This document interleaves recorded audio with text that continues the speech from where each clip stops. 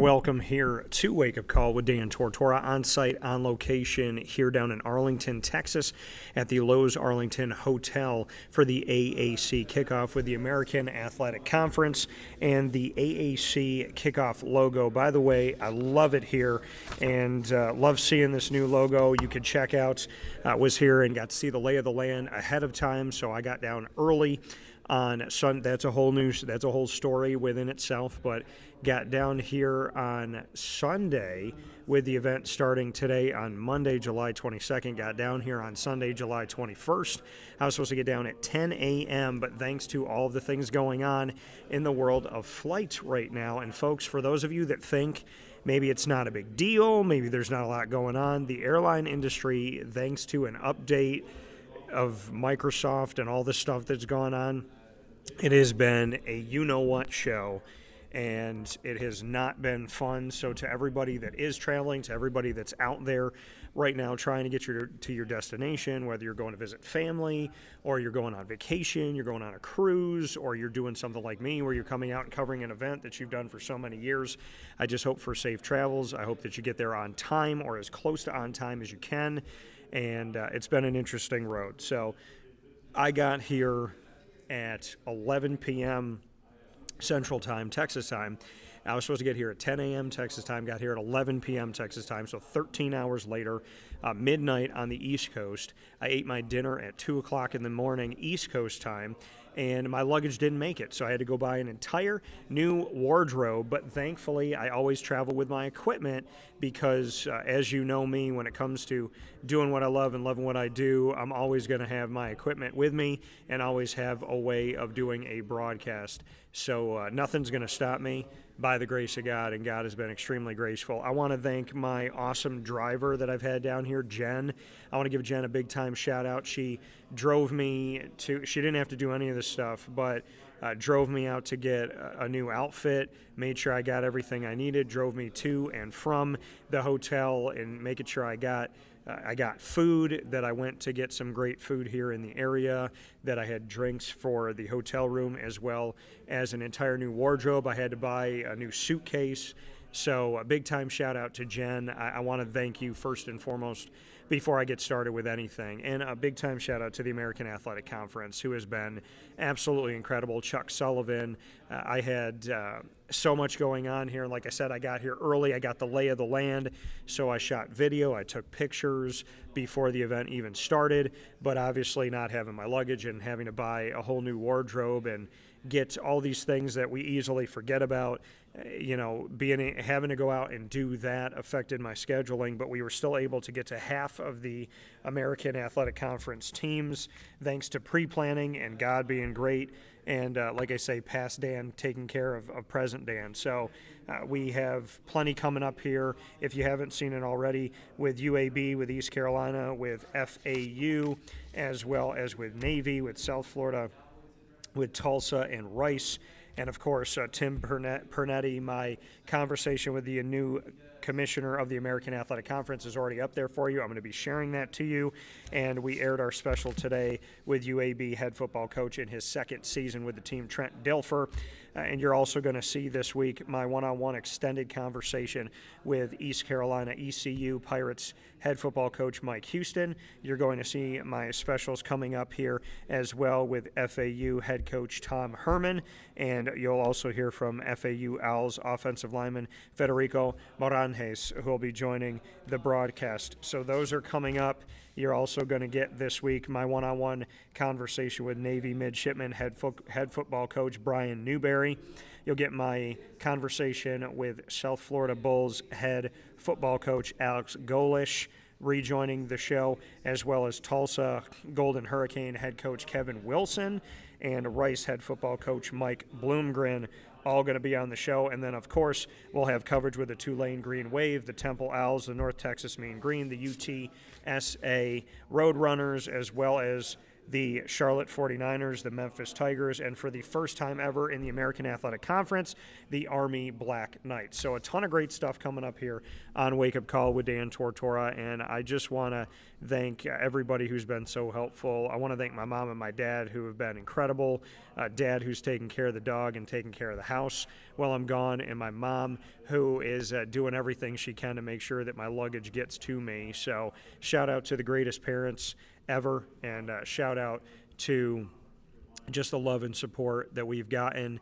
The American Athletic Conference coverage, like I said, thanks to these wonderful institutions and Chuck Sullivan and you know, the American Athletic Conference in general, as well as new commissioner Tim Pernetti.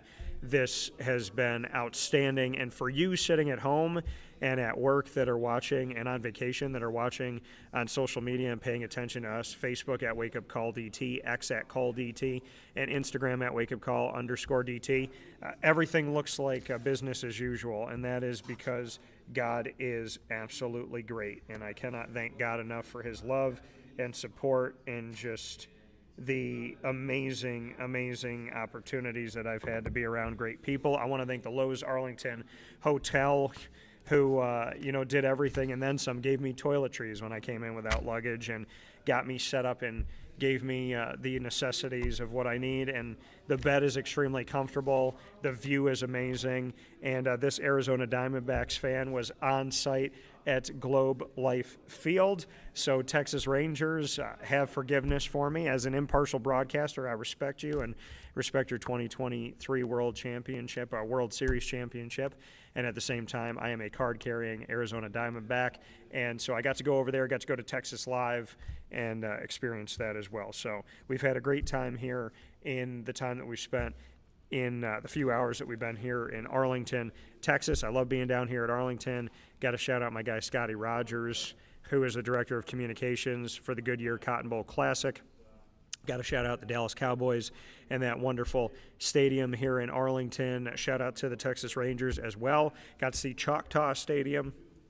So a big time thanks to the American, to Arlington, to Dallas, to Fort Worth, all here in this area in Texas. Big time shout out to my driver Jen, and like I said, to my family. So let's get into it with the American Athletic Conference. Like I said, coming up this week, you're going to have specials that are set and ready to go for you with Navy, with South Florida, with Rice, with Tulsa, as well as what you saw today with UAB. And you can go back and watch my conversation with Trent Dilfer, an amazing, amazing person. Love talking with him. And East Carolina coming up, as well as FAU. And, of course, we're going to be doing a ton of work here with these teams as well as the rest of the teams so that you will get a fully fledged spotlight on the American Athletic Conference as you've gotten for over a decade as Wake Up Call with Dan Tortora. Since before they had a name and a logo, we have covered here on Wake Up Call the entire American Athletic Conference, and I look forward to everything we're going to be able to do here with you this time around. So Chuck said parents rule. Sounds like a full experience already. Yeah, Chuck, you know what it is God is great. You know, God woke me up today. God gave me the opportunity to be here. I get to do what I love and love what I do every second of my life. And so, yes, luggage is not with me right now. And yes, a day that was supposed to be 4 hours worth of travel ended up being a full day worth of travel. But I wouldn't change it for the world because I've met the most incredible people from this experience, and I've had the opportunity to really just have a ton of fun getting to know people. And because of the relationships that we've already built with the American Athletic Conference, I feel totally spoiled to be around the people that I've had the opportunity to be around. And Chuck Sullivan, I got to give him a shout out because he's behind the scenes with the American Athletic Conference, and I would love it if there was a Chuck Sullivan in every conference and in every institution, because people don't do it like he does it, and he is just a champion at the way that he handles his business. So I want to thank Chuck Sullivan for his incredible work that he does behind the scenes. Everything, the look here has been terrific. And like I said, even though our travel was 13 hours later than it was going to be, still got to get the lay of the land here and still got to take a bunch of pictures and videos to show you exactly what the American Athletic Conference looks like.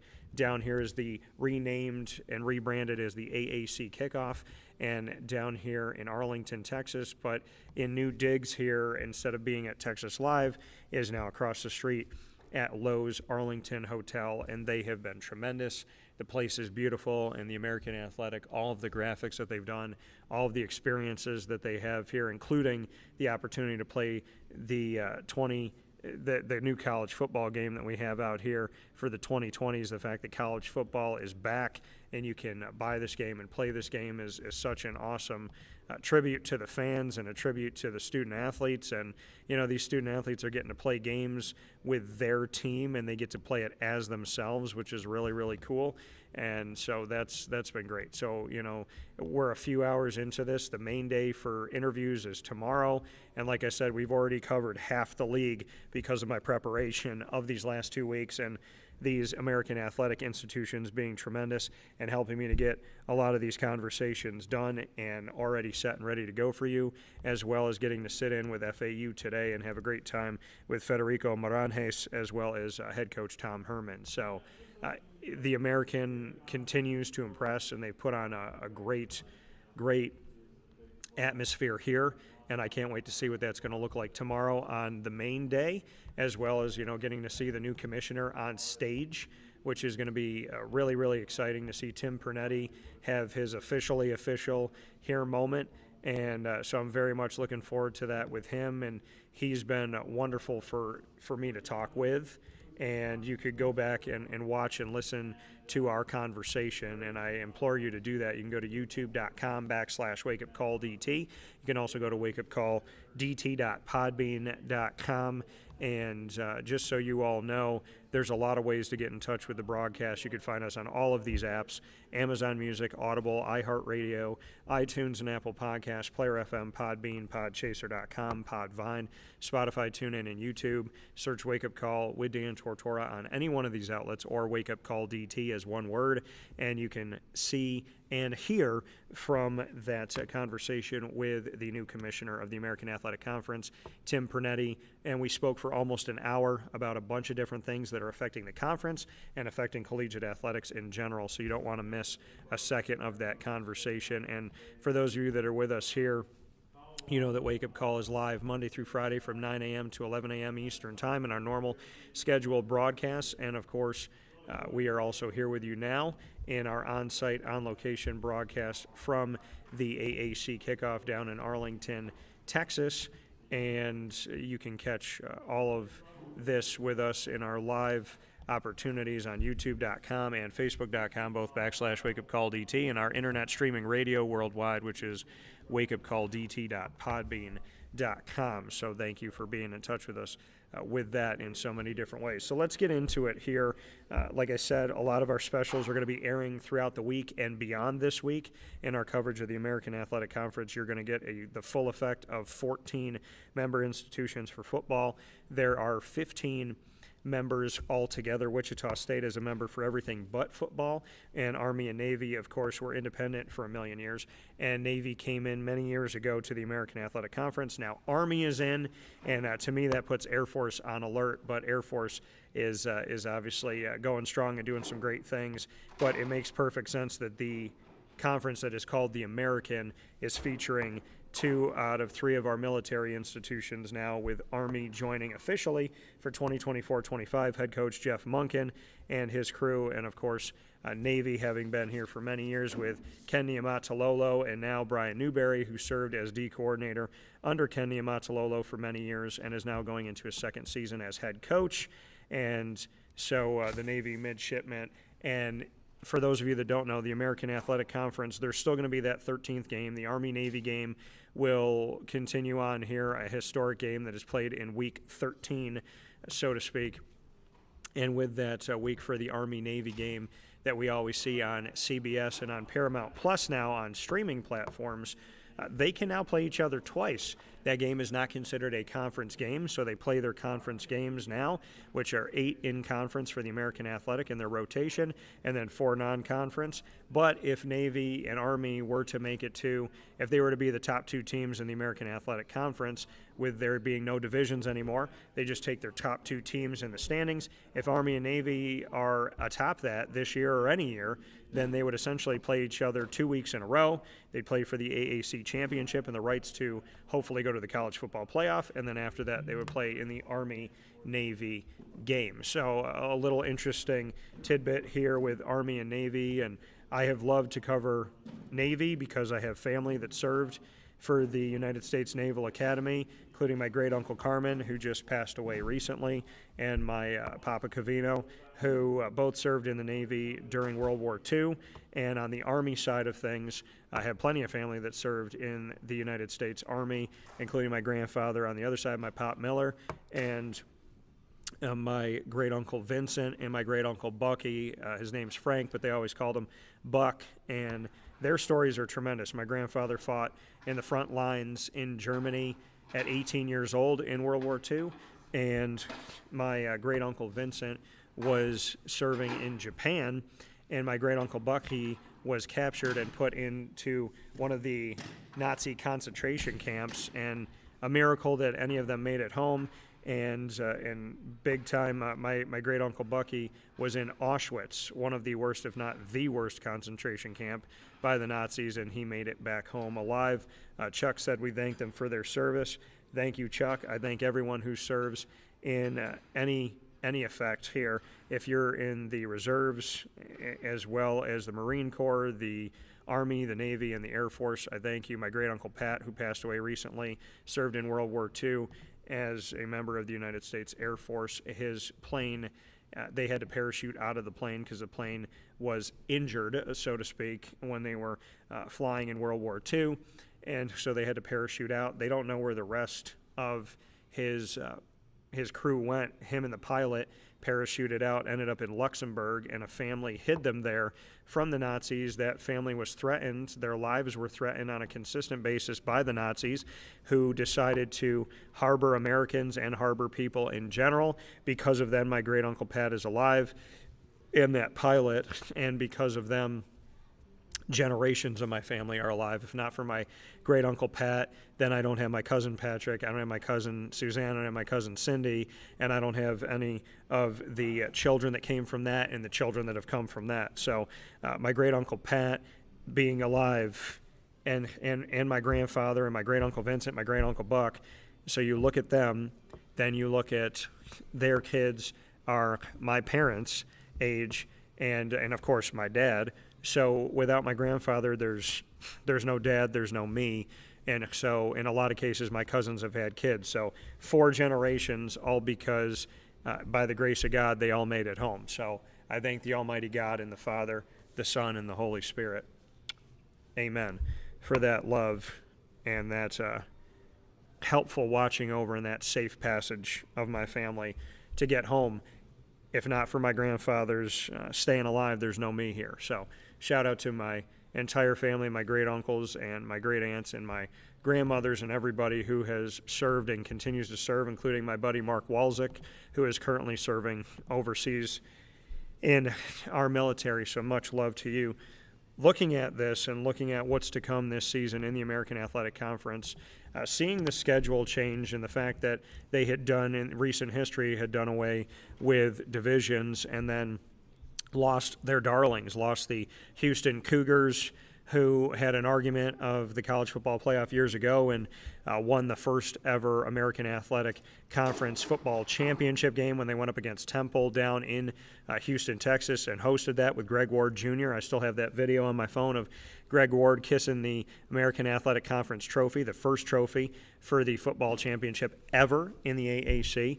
And then you fast forward to UCF and look at their 2 undefeated seasons in the regular season and going, I believe it was 25-0 altogether.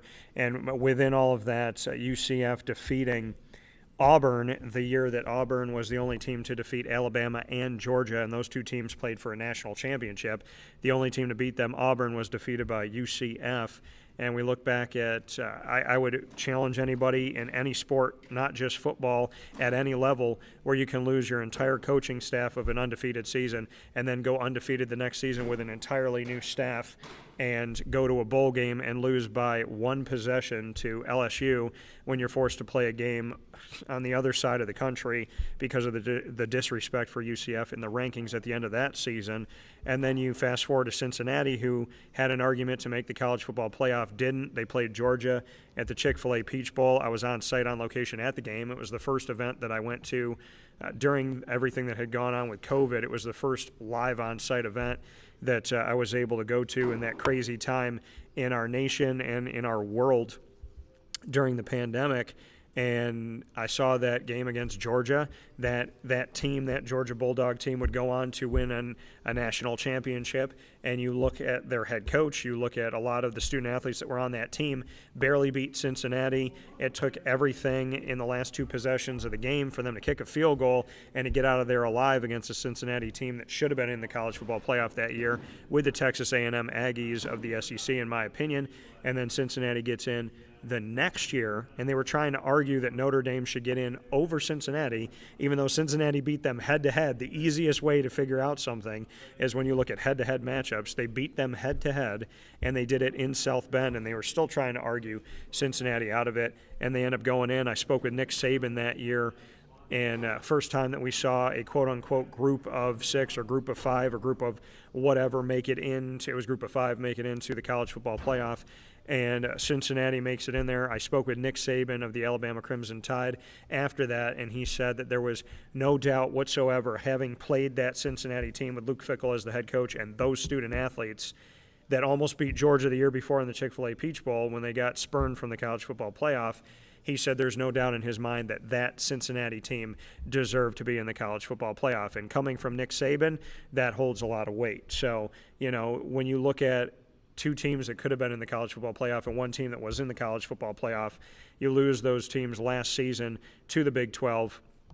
And the quote-unquote power conferences have been poaching coaches, poaching institutions, and poaching student athletes from the American every single season, which has only furthered banging the drum home of my belief here that the American Athletic Conference is a power conference, is not a group of conference, is not the next best conference, but deserves to be put in the quote-unquote power terms. And now you got other teams stepping up. South Florida, with one season under Alex Golish, looks different and feels different. You look at Brian Newberry and what he's doing with Navy and the fact of the triple option, but also working other things into what they're going to look like and into the passing game and to different pieces of their offense, and him being a defensive guy, looking at the defensive side of the ball and understanding that, and what Navy has kind of is molding into under Brian Newberry. We'll see more of that this season. You'll hear more about that on Wake Up Call when our scheduled conversation with him airs later on this week. You look at Rice and what they've been doing, their rich history, and what Mike Bloomgren has worked to do with Rice, who I think is gaining respect and gaining traction. UTSA, and a shout out to Lisa Campos, who's done an incredible job as a vice president for intercollegiate athletics there and overseeing the athletics for the Roadrunners, locking up Jeff Traylor, as I'm sure he was a name that many people have wanted over the past couple seasons. You look at FAU with Tom Herman and the success that Tom Herman already had in this conference with the Houston Cougars, and I look at East Carolina and Mike Houston and the work that he's put forward. I look at UAB and Trent Dilfer and the type of leadership that he has, and Jacob Zeno and everything that they have here to work this team forward and to see what the Blazers are going to become. And I think Memphis is, a fantastic team under Justin Fuente, continue to be a fantastic team under Mike Norvell, and now with Ryan Silverfield, I'm looking at a potential uptick with the Memphis Tigers. So, and then Army, and seeing Army ranked over these last few years and find their way back up, and Tulane's had a ton of success under Willie Fritz, and now they have John Summerall, and we'll see what he can do as a head coach there. So don't count any of these teams out. And the American Athletic Conference, it's exciting to see what this is going to be here. And like I said, we're coming to you live on Wake Up Call with Dan Tortora. We were already with you here this morning, and I decided to come back with you again because we're on site on premises, and why not take advantage of being able to broadcast live from Texas? Wake Up Call with Dan Tortora has broadcasted all over the country. We've broadcasted to you from North Carolina, from Florida, from Pennsylvania, from Massachusetts, from Rhode Island, from, of course, the state of New York, my home state. And we've been in Texas, in different areas of Texas, and been able to do things there. And, we've been out of the country as well in Toronto, Ontario, Canada. We brought you a broadcast from the Nassau, Bahamas, as well as Mexico. So a lot of different things that we've been able to do, and I'm very grateful that we've had the opportunity to do that. So as we look at the schedule this season, I'm going to kind of go down the line here for the upcoming schedule of what we have, and there's a nice kind of graphic of this schedule too that we've been able to see, and what that essentially looks like here on what the teams are going to have, because now as we have this scheduling with SMU going out and Army coming in, the way that this looks like and kind of mapping this out, it's exciting. It's really exciting to see how this conference is going to look. And if you're somebody who's been around this conference for as long as I have, you can understand the fact of how much excitement comes around a conference where you don't have one team that's dominant, right? You have a bunch of teams that have found their ways to be champions of the American Athletic Conference, and I think it's open season this year too. And that to me brings a lot of excitement, because you don't just have this very simple, like, okay, these are the teams that are good, these are the teams that aren't. There's a bunch of teams that could be at the top of this thing when all is said and done. We look at Army's schedule this season. We have Lehigh that's going to happen early on, and then you got FAU right out of the gate here that's going to be happening here for Army. Their first game as an American Athletic Conference team is going to be against FAU in conference. That's going to be on the road. Then Army will be open. Then they'll be home against Rice. So Army's first game in conference in the AAC is on September 7th on the road at FAU. Their first home game as a member of the American Athletic Conference for football is going to be against Rice on September 21st. Then we're going to see them on a Thursday night on the road at Temple on September 28th. And then we're going to see them at Tulsa, UAB at home, East Carolina at home. They have 3 open weeks this season, Army does. So they'll be open on September 14th, on October 26th, on November 16th. And we're going to see them play Air Force at home out of conference. We'll see North Texas on the road. They have Notre Dame, which is going to be at a neutral site, and they're going to end the season against UTSA at home. Army will be on November 30th against UTSA. So a lot of excitement here. We look at UAB, and UAB is going to be up against the SEC's Arkansas on the road on September 14th. UAB's first game in conference is going to be home against Navy. Then they're home against Tulane. Then they're on the road at Army. And then we'll see them on the road at South Florida. They got their open weeks are going to be September 21st and October 26th. And then they'll be home against Tulsa. UConn, who was a part of the conference, will be a non-conference game late in the season for UAB on November 9th. And then they'll be at Memphis, home against Rice, and they'll be at Charlotte on the road here. And we're looking at that game being a primetime game as well. Charlotte is going to have James Madison at home at North Carolina, so they got some of those Carolinian games. And then we'll see their first game in conference will be on the road at Rice on September 28th. Then they got East Carolina, looking to make that some type of a rivalry. Charlotte coming into the league last year. Charlotte against East Carolina. You got the Greenville area going up against the, of course, Charlotte, North Carolina area. That game on October 5th is going to be a home game for Charlotte against East Carolina to have some rivalry there. Their open dates on our October 12th and November 9th. They'll be on the road at Navy, speaking of the Charlotte 49ers, on October 16th, and then October 19th, and then they'll have some time to get ready. They'll have the next week, they'll have Memphis on the road, then they have Tulane on a Thursday night, and then they have, after the break, they'll have South Florida at home. Tulane is a home game as well, as I had mentioned. And FAU and then they have UAB to round out the season at home. East Carolina is going to have Old Dominion out of conference. That game is going to be their second game of the season on the road. They have Liberty on the road, and then their first game for East Carolina inside of the American this season will be UTSA at home on September 28th, Charlotte on the road, as I had mentioned. Their open dates are going to be October 12th and November 2nd. They'll have Army on the road, so East Carolina's first game against Army in the American will be on the road on October 19th, 2 days before my birthday. Then they'll have Temple at home, their open date. They'll have FAU at home on a Thursday. They'll have Tulsa on the road on a Thursday. They'll have North Texas on the road, and then they round out the season Navy at home. A lot of Friday night games and a lot of potential Friday night games with their deal in the American with ESPN.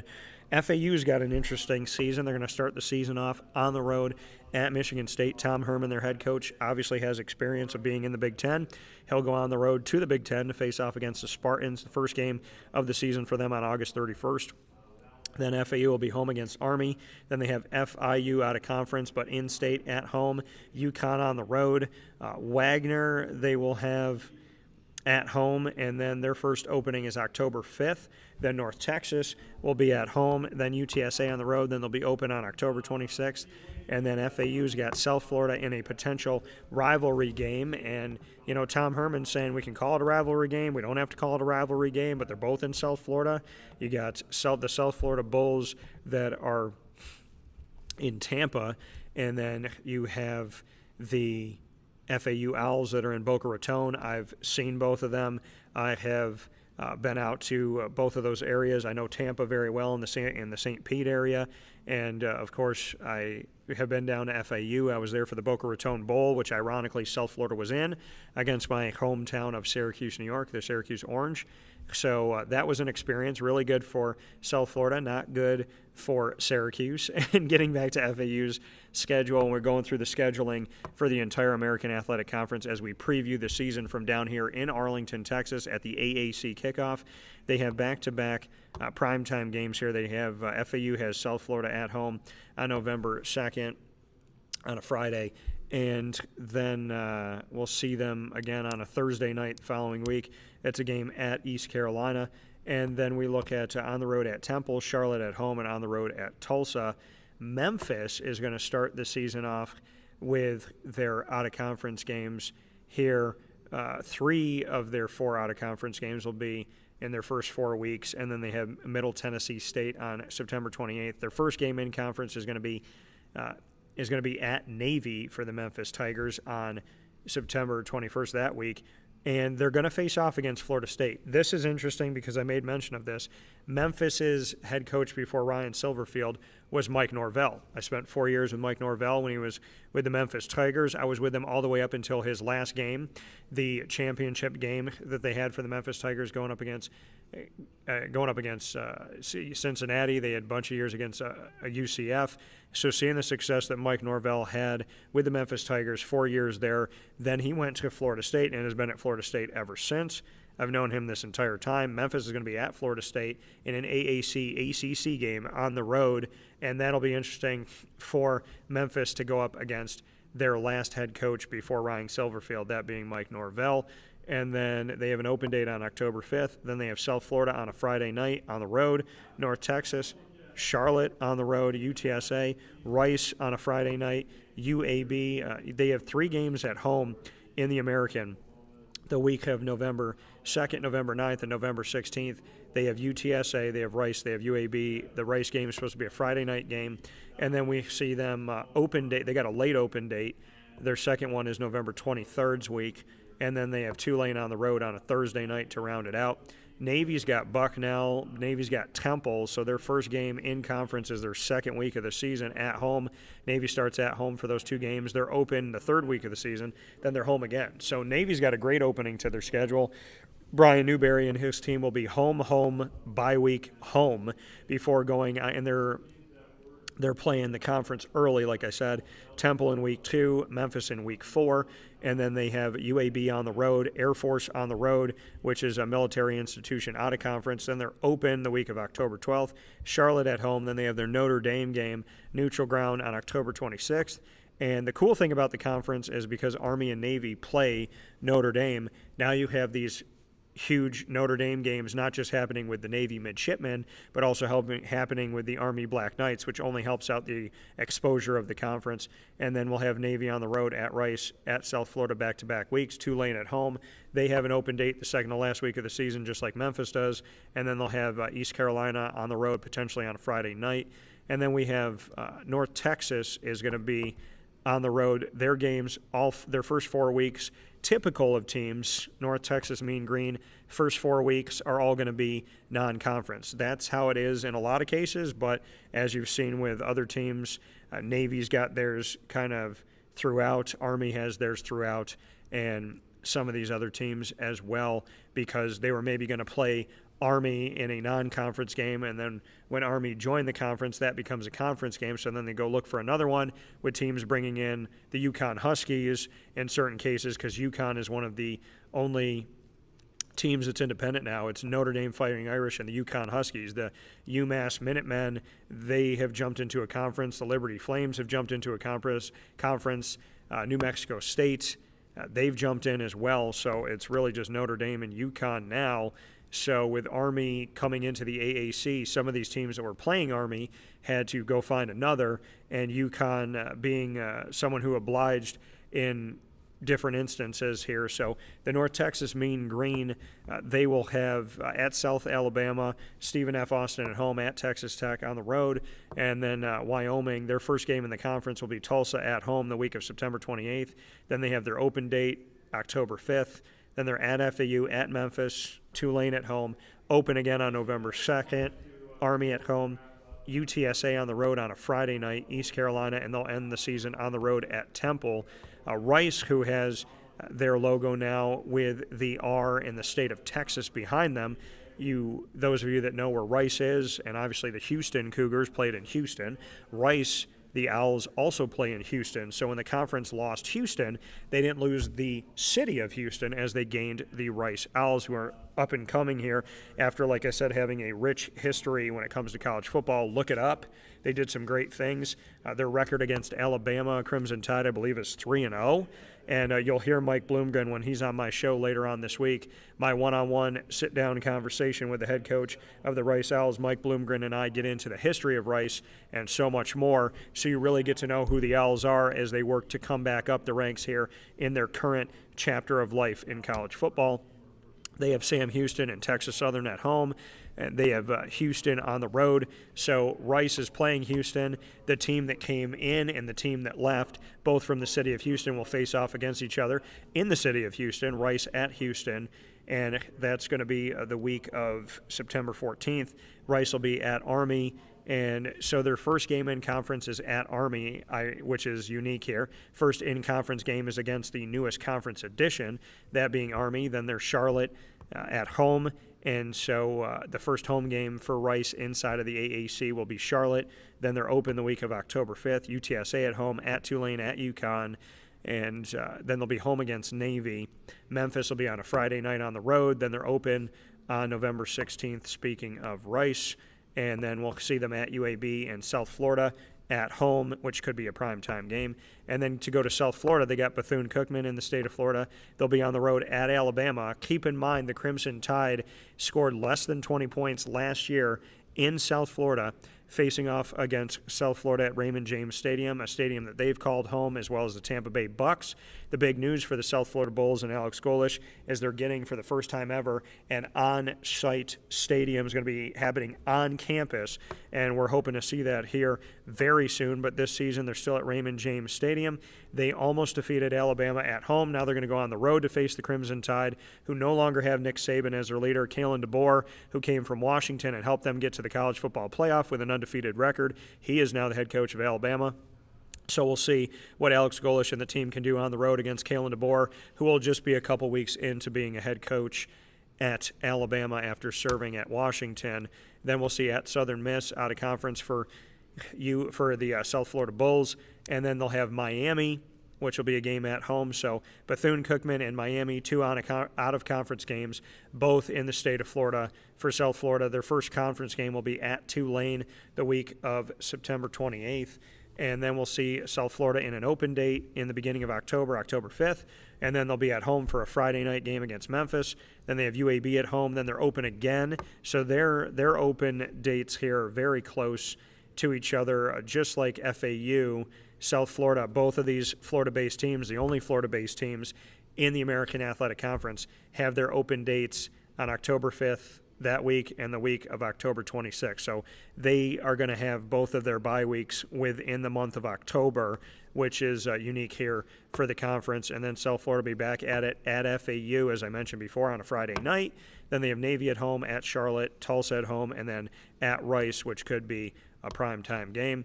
Temple is going to start off the season at Oklahoma. There's a lot of teams that have hung with Oklahoma over time, Oklahoma and Oklahoma State.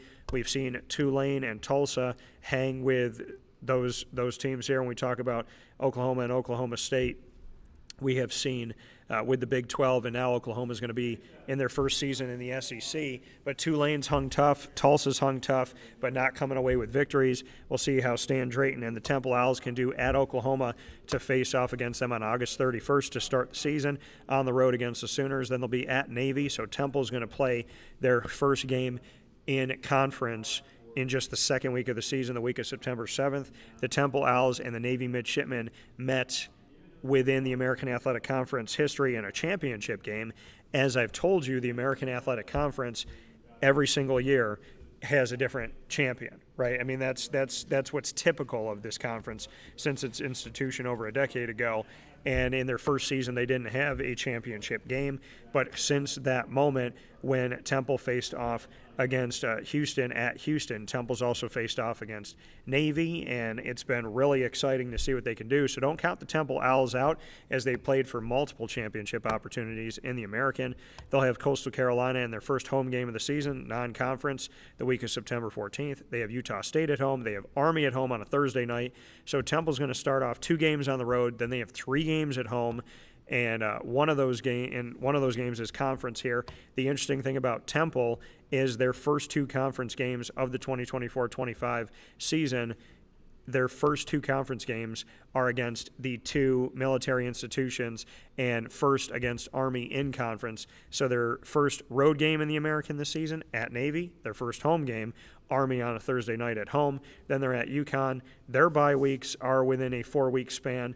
Theirs are going to be October 12th and November 2nd. In between that, they have Tulsa at home and at East Carolina. Then they're at Tulane after their second bye week. So they got at Tulane the week of November 9th. And then FAU at home, at UTSA, and then North Texas at home. So they're going to end the season playing a bunch of Southern teams. Tulane is going to be on the road, and that game against the Green Wave is going to be down in New Orleans, Louisiana. Then they have FAU at home against a Florida-based school, and then they have at UTSA in San Antonio, Texas, and then North Texas, which comes from Denton, Texas, will be facing off against Temple up in Philadelphia. So ending it with Southern-based teams, but only having to go on the road for 2 of those as they welcome FAU and North Texas to Philadelphia. Tulane will start off the season against Southeast Louisiana, so that game will be inside of their home state on a Thursday night. Kansas State, which is a Big 12 game, that game will be at home for Tulane, and then they'll be at Oklahoma and at Louisiana. And so you're seeing 2 of these teams inside of the American Athletic that will face off against Oklahoma Sooners, who will be an SEC team for the first time ever after being the darlings of the Big 12 with Texas. Both Oklahoma and Texas starting off their new chapter as SEC teams, and they will face off against Temple in Week 1. Oklahoma will at home, and then in Week 3 they'll have Tulane at home for Oklahoma. So they have those 2 American teams that will see them this season in non-conference play. And then the first conference game for the Tulane Green Wave will be at home against South Florida. Their first road game will be the following week in the first road game in the American will be at UAB. So in their first 6 weeks of play, they have no bye weeks for Tulane. It's home, home, road, road, home, road. And the 5th week of the season will be their first AAC home game, South Florida. And then in the 6th week of the season will be their first road game in the AAC, which is at UAB. Then they're open on October 12th. And then it's Rice at home, at North Texas, at Charlotte on a Thursday night, Temple at home, at Navy, and then they have an open week on November 23rd, and then Memphis at home on a Thursday night. So arguably Tulane's got a really tough schedule as far as starting the first 6 weeks of the season before a bye week, and then playing 5 straight weeks with 3 of those 5 weeks on the road before they have their second bye week in the second to last week of the season. So bye week-wise, going to be a tough schedule for the Tulane Green Wave, who have their first season under John Summerall after Willie Fritz has been with the team for so many years in Tulane. And now John Summerall taking over with a very tough schedule as far as bye week-wise, road games-wise. Think about it. First 6 weeks of the season, no break, and 3 out of 4 weeks you play on the road before getting your first bye week, and then you play 3 out of 5 games on the road before your next bye week, which is the second to last week of the season for Tulane. And then Tulsa is going to have Northwestern State on a Thursday night at home at Arkansas State. They'll face off against Oklahoma State. So Oklahoma State and Oklahoma both on the schedule for the American this year, as the American does not shy away from playing those tough teams, the Floridas of the world, the Oklahomas, the Oklahoma States, the Alabamas, and so on and so forth, the Florida States this year. They're going to continue to have those big-time games inside of the American non-conference play. So Tulsa, who has had good moments against teams in the state of Oklahoma, which they also call home, they'll have Oklahoma State in Tulsa. So hopefully that'll bode well for the Golden Hurricanes, who welcome Oklahoma State. Then they'll be at Louisiana Tech. Once all of their non-conference games are over, which is the first 4 weeks of the season. Home, road. Their first game inside of the American Athletic for Tulsa in the 2024-25 season will be at North Texas. Their first home game in the AAC this season will be Army, welcoming Army into their schedule as a conference opponent on the week of October 5th. And that'll be at home. Then Tulsa has their first bye week on October 12th. Then it's at Temple, UTSA at home, at UAB. Then they got a break again on November 9th. So their 2 bye weeks are coming less than a month apart. East Carolina at home on a Thursday night at South Florida, and then they will welcome FAU. So Tulsa will start the season at home. They will end the season at home, and after their second bye week, they will play 2 out of 3 games at home before they end the regular season, which brings us to the final team taking a look at the American Athletic Conference from the American Athletic Conference Kickoff, which has been renamed and rebranded the AAC Kickoff down here in Arlington, Texas. As we give you a prelude into the 2024-25 season, I'm going through the schedule of every single team in alphabetical order so you can get a true feel for the American going into the season. What better way to do a prelude from the AAC Kickoff than to look at the schedule for every one of the teams and kind of break it down here. So the last one that we have to go to in alphabetical order brings us to UTSA, Texas San Antonio, the Road Runners, one of my favorite logos in the entire country. They're home to start the season against Kennesaw State, one of the only Owls that's not in the American.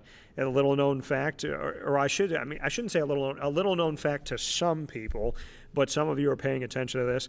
The American Athletic Conference has 3 out of their 14 football institutions call themselves the Owls. Temple, as well as Rice and FAU. Kennesaw State is not in the conference, but they are also the Owls, and they will face off against UTSA. The Roadrunners will be home against Kennesaw State to start the season. Then they're at Texas State, then they're at Texas. So they're going to spend 2 weeks back-to-back, the week of September 7th and September 14th. The Roadrunners will be on the road in the state of Texas, which is no stranger to them, as they call San Antonio home. So they're going to be in their home state, sleeping in their beds, and then they'll have Texas State on the road, and then Texas on the road, Texas in their first season in the SEC, and then they'll have Houston Christian, which will be their last game non-conference. They're going to play all their non-conference games in the first 4 weeks of the season, and Houston Christian will be at home. Their first game inside of the American for the second season that UTSA has called the American home will be at East Carolina. 3 out of their first 5 weeks being on the road, 3 out of 4 weeks in a row before they have their first bye week, the week of October 5th. Then they come out of the bye week on the road, so they go in on the road at East Carolina. then they have the bye week, then they go to Rice. Their first home game for UTSA is not until they face off against FAU for the first home AAC game, I should say, is going to be FAU. So you look at UTSA's schedule, 1 game at home, 2 on the road, then at home for non-conference play. Then you play AAC on the road, open week, AAC on the road. First AAC home game is way down the schedule here. So they're going to go through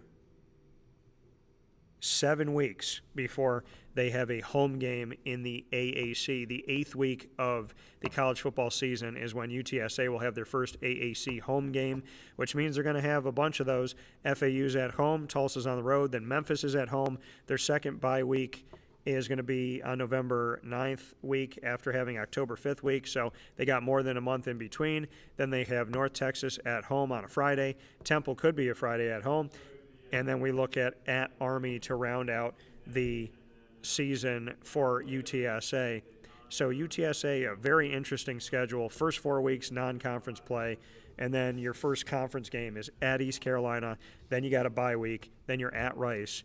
And so you don't play a home game in conference until the middle to latter part of October. On October 19th is the first American Athletic home game for UTSA, and then they'll play for their games inside of the American.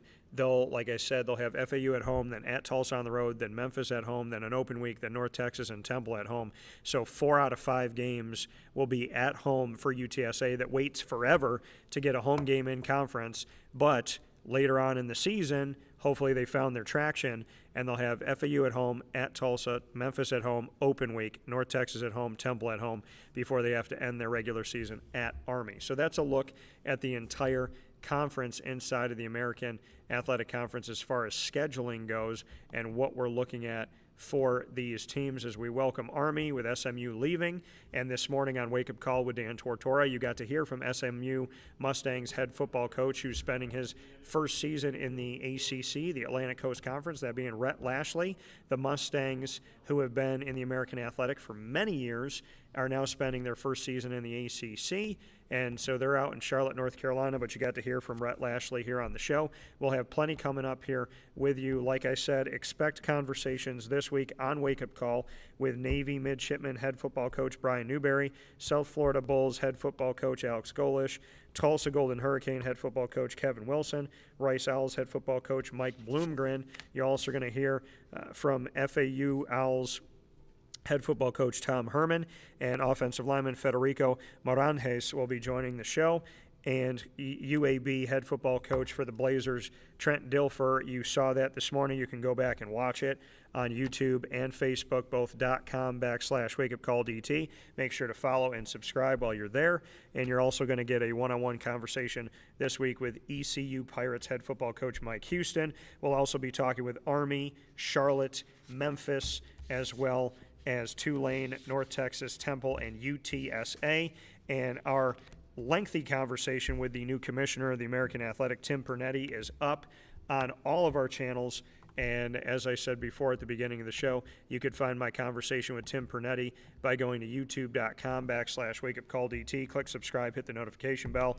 You can also find it on Facebook at wakeupcalldt, X at calldt. And, of course, you can find my conversation with Tim Pernetti on Amazon Music, Audible, iHeartRadio, iTunes and Apple Podcasts, Player FM, Podbean, Podchaser.com, Podvine, Spotify, and TuneIn by searching Wake Up Call with Dan Tortora, or one word, Wake Up Call DT. Make sure to subscribe and follow for free on any one of these channels to get all my content, including all of my American Athletic Conference content. I want to thank my entire team of wonderful businesses that we have the honor and privilege of working with, our incredible partners in Central and Upstate New York, Heritage Hill North and Heritage Hill Brewhouse, our exclusive studio partner, who are our road studio partner. While I'm out of the state of New York, make sure that you, for me, go over to Heritage Hill North and Heritage Hill Brewhouse.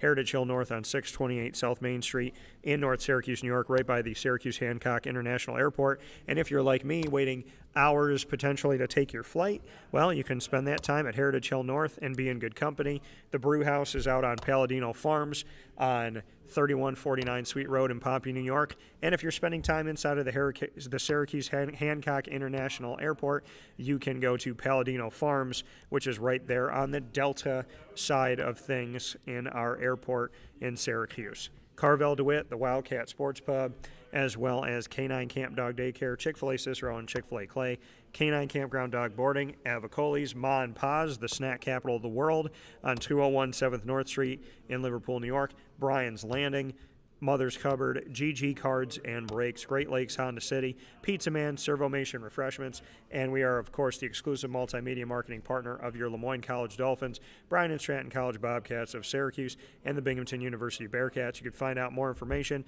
by going to LeMoyneDolphins.com, Syracuse.bscbobcats.com, and bubearcats.com. You can find all of our content with our exclusive multimedia marketing partner, colleges and universities, by going to youtube.com/wakeupcalldt. Click subscribe, hit the notification bell. Find our Lemoyne playlist, our BSC Syracuse playlist, and our Binghamton playlist, all there for you on our YouTube channel. For now, from the AAC Kickoff down here in Arlington, Texas, with our fantastic host of Lowe's Arlington Hotel, I want to thank everybody here with the hotel staff. I want to thank the American Athletic Conference, Chuck Sullivan, Tim Pernetti, and the entire crew. And, of course, I want to thank all of our member institutions for coming out here.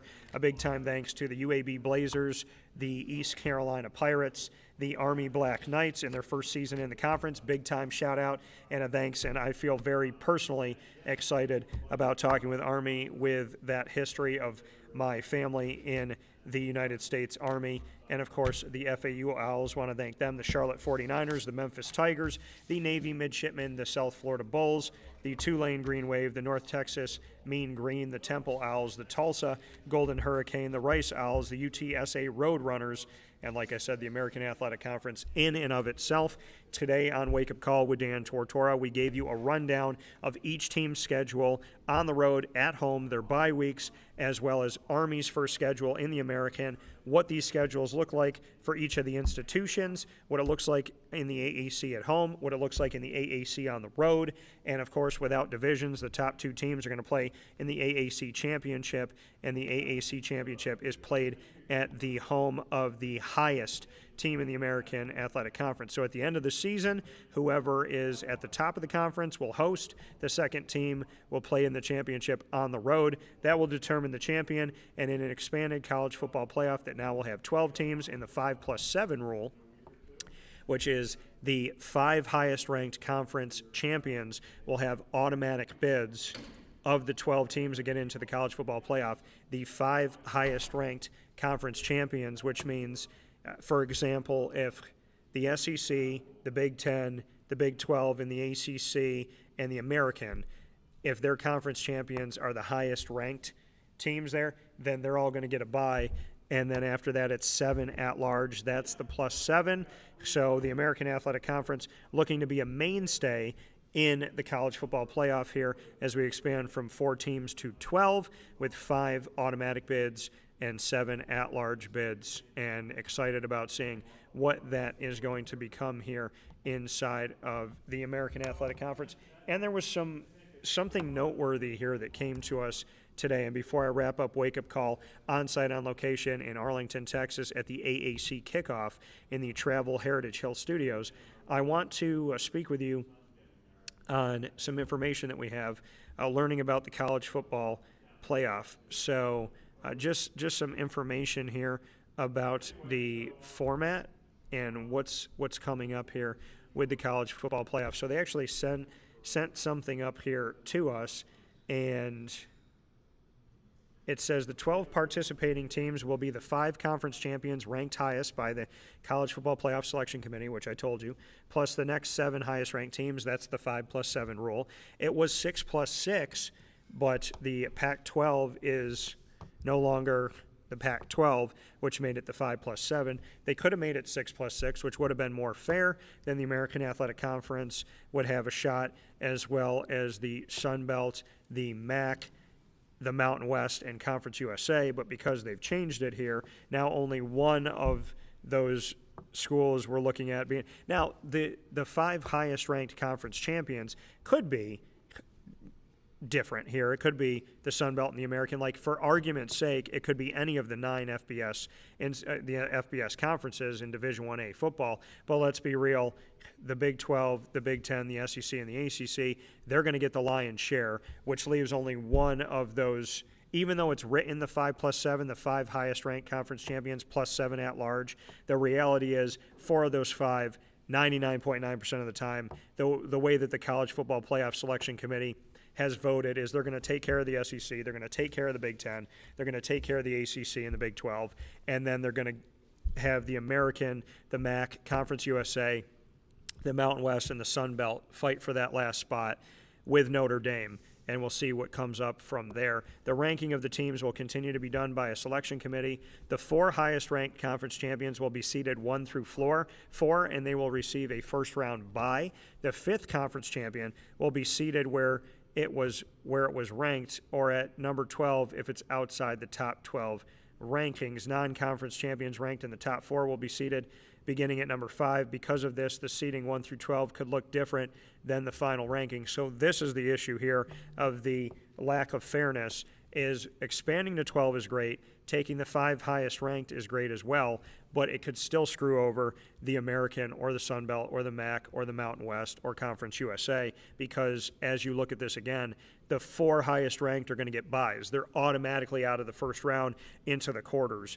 And then the 5th conference champion will be seated where it was ranked or at number 12 if it's outside the top 12 rankings. So you could be in the American Athletic Conference, you could be UTSA, for example, and instead of getting a first round bye, instead of being number 5, you could be playing as the number 12 seed on the road in the first round, which makes no sense.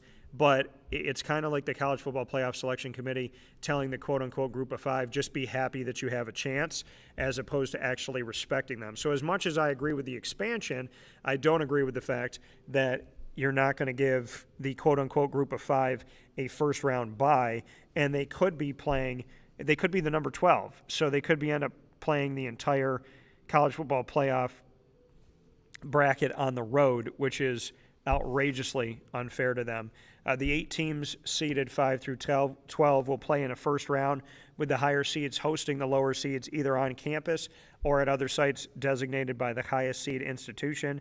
Number 12 will play at number 5, number 11 will play at number 6, number 10 will play at number 7, and number 9 will play at number 8. The selection committee will assign the 4 highest-ranked conference champions to playoff quarterfinals hosted by bowls. This will be done in consideration of historic bowl relationships, then in consideration of rankings. For example, if the Sugar Bowl hosts a playoff quarterfinal and the SEC champion is ranked number 1 and the Big 12 champion is ranked number 3, the SEC champion would be assigned to the Sugar Bowl and the Big 12 champion would be assigned elsewhere. So looking at those past relationships, with the 4 highest ranked conference champions assigned to bowls, their playoff quarterfinal opponents will be dictated by the bracket. Number 1 would be against number 8-9. The winner of the number 4 so number 8-9 winner would play the number 1 ranked team. Number 4 would play the 5-12. Number 2 would play the 7-10. Number 3 would play the 6-11. The college football playoff bracket will follow the selection committee's rankings, with no modifications made to avoid rematches between teams that may have played during the regular season or from the same conference. The bracket will remain in effect throughout the playoff, with no reseeding, and the highest seed will receive preferential placement for the playoff semifinal bowl assignment. All 11 games will be under the college football playoff umbrella, with the administrative policies determined by the college football playoff. And for those that were wondering, the New Year's 6 bowl games that we have, those games are now going to be in rotation. They'll never be out of the college football playoff bracket. So some of them were in the semifinal, and you'd have 4 New Year's 6 outside of the college football playoff. 2 would be college football playoff semifinal games.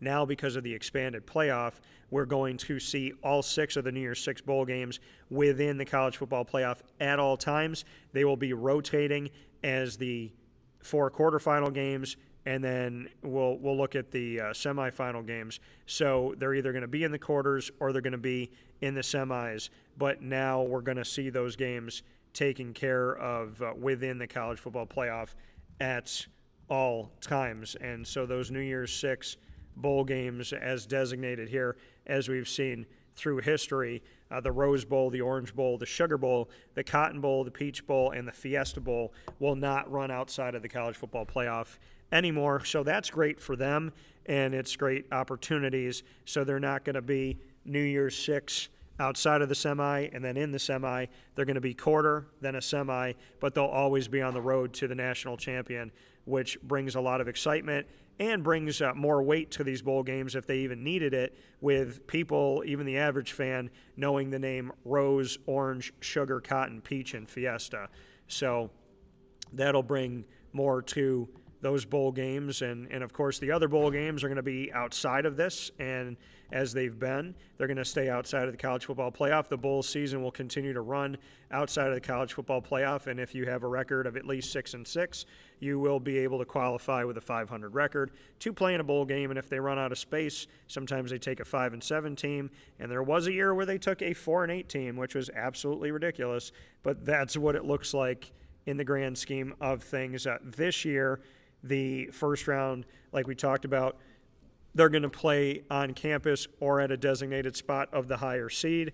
The playoff quarterfinals this year will feature the Fiesta Bowl, the Rose Bowl, the Sugar Bowl, and the Peach Bowl, and the semis are going to be the Orange Bowl and the Cotton Bowl. So we'll be right back here in Texas for the College Football Playoff semifinal in the first year of having 12 teams.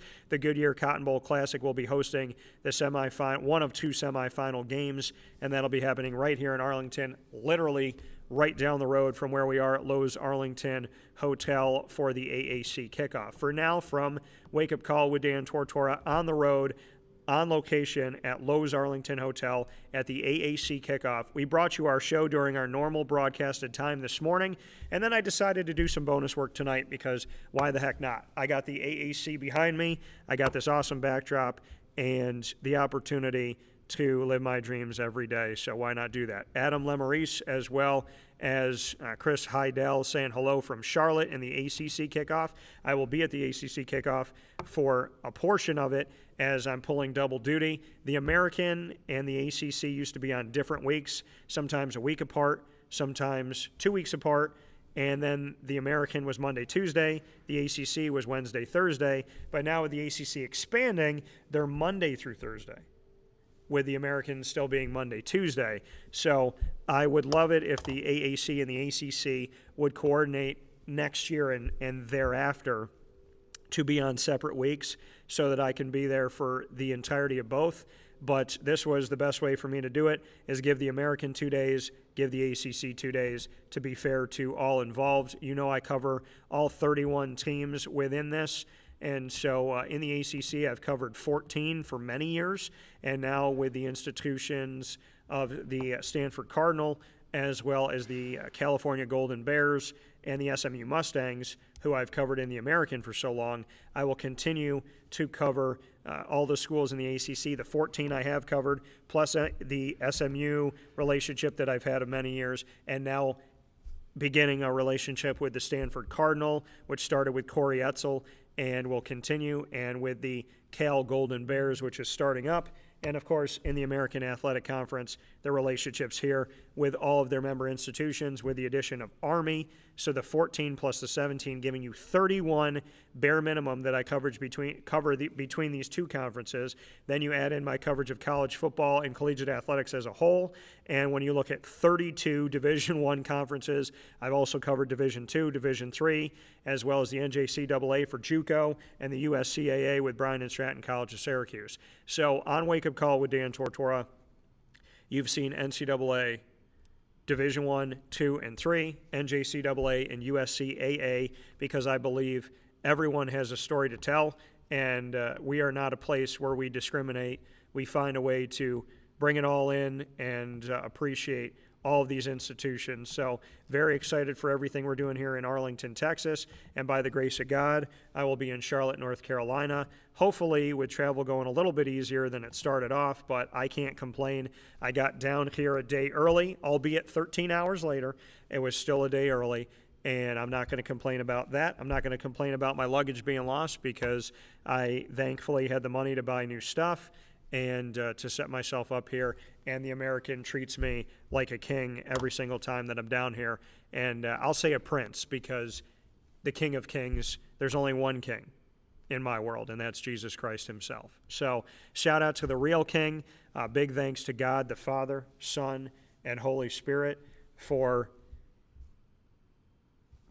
in the midst of some travel woes, I'm healthy, I'm safe, I'm happy, I'm here. And I got a new wardrobe. I'm feeling good about it. Looking good. This is part of the wardrobe. So big time shout out to my guy Ted Feely, who I said I got a new wardrobe, and he's like, well, you're looking good. So shout out to Ted Feely over at UAB, and my time with Ted when he was at Syracuse and Pitt as well. Thanks to all of the communications people at all of these institutions in the AAC. Thank you again to the American Athletic Conference, Chuck Sullivan, Tim Pernetti, and the crew. Thank you to you for watching and listening. This bonus coverage on Wake Up Call with Dan Tortora coming to you worldwide on YouTube.com, Facebook.com, both /WakeUpCallDT, and on WakeUpCallDT.podbean.com. We got more specials coming up to you at 9 a.m. and 10 a.m. Eastern Time worldwide tomorrow morning on these same channels. And, of course, a big time thanks to all of our partners in Central and Upstate New York and beyond. Thanks to you for watching and listening. Find us on Facebook at WakeUpCallDT, X at CallDT, and Instagram at WakeUpCall_DT. For now, from the AAC Kickoff in Arlington, Texas, this is Wake Up Call with Dan Tortora. You are amazing. And remember, God bless, no stress, do your best.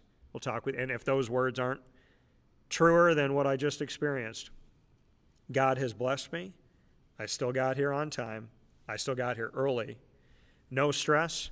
Even though it was a stressful moment, I had a great bed to sleep in, a fantastic driver in Jen.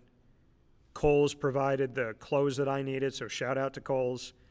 And shout out to Texas for great food. And shout out to the amazing people that I've gotten to build relationships with and continue to build new ones with. The American has been a great blessing from God. And I am eternally grateful to Mike Oresco, to Tim Pernetti, to Chuck Sullivan, and everybody involved. I'm thankful to each and every single one of you. And I'm happy to be down here in the Lone Star State. And I look forward to everything that is to come. We have so much coming up from all 14 member institutions. You don't want to miss the student athletes and the coaches on Wake Up Call. In the meantime, find us on Facebook. Once again, at Wake Up Call DT, X at Call DT, and Instagram at Wake Up Call_DT. The easy way to get to all of our coverage is to go to youtube.com /Wake Up Call DT.